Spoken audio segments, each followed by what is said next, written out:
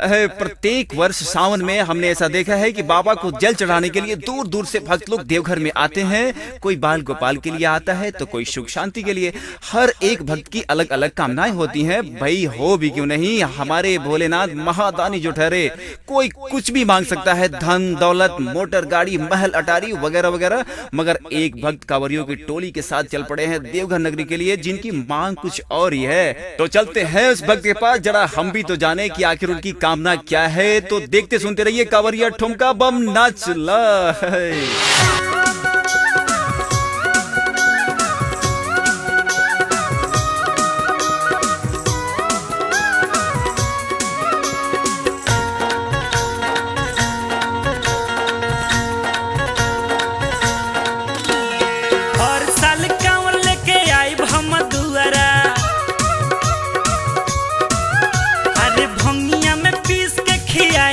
छुहरा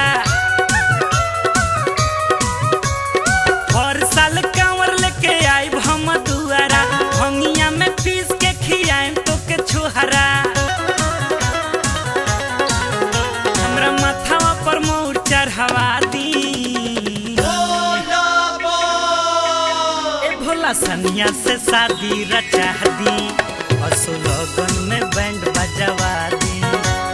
सनिया से शादी रचा दी, बस लोगन में बैंड बजवा दी। हर साल कांवर लेके आइब हम दुआरा, भंगिया में पीस के खियाइम तो के छुहरा। हमरा माथावा पर मोर चढ़ावा दी,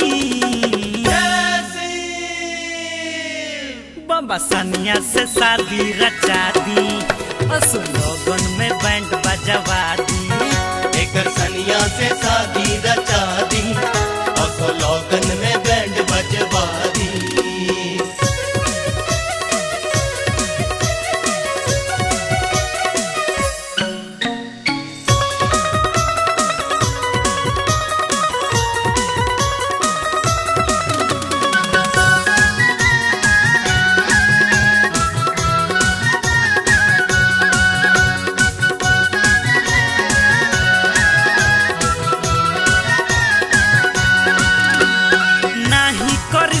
करीना लेखा ऐश्वर्या मलिका ना चाही रेखा,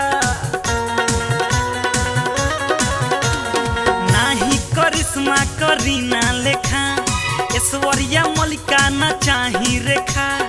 रानी मुखर्जी ना राखी सावन, हमरा तो सनिया चाही नीलकंठ। अरे जल्दी से सोची ना तो हो जाई खतरा, दुनिया के साथ कदू चलता बेला फरा। जल्दी से सोची ना तो हो जाई खतरा, दुनिया के साथ उनको चलता बेला फरा। बाबा हमरो के घोड़ी चढ़ावा दी, भोला सनिया से शादी रचा दी, असो लोगन में बैंड बजवा दी। सनिया से शादी रचा दी, और लोगन में बैंड बजवा दी।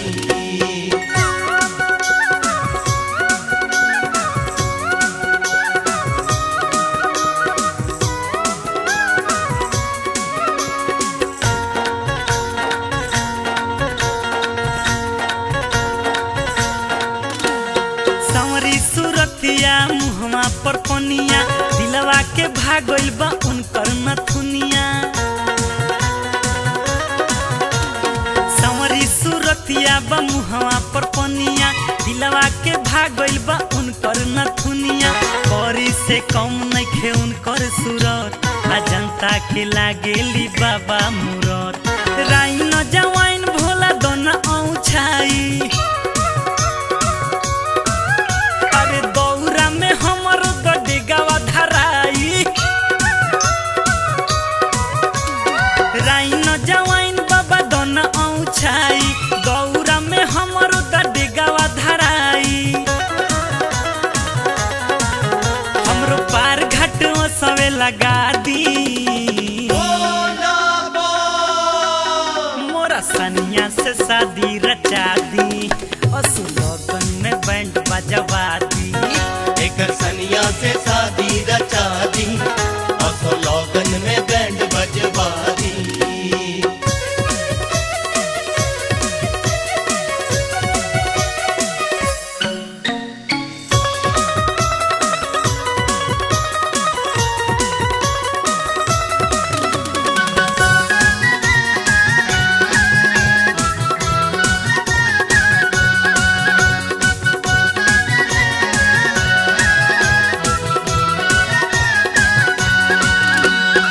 सोना चानी न चाही मोती, सनिया के बारे में रौरा सोची। ना सोना चानी न चाही मोती, सनिया के बारे में रौरा सोची।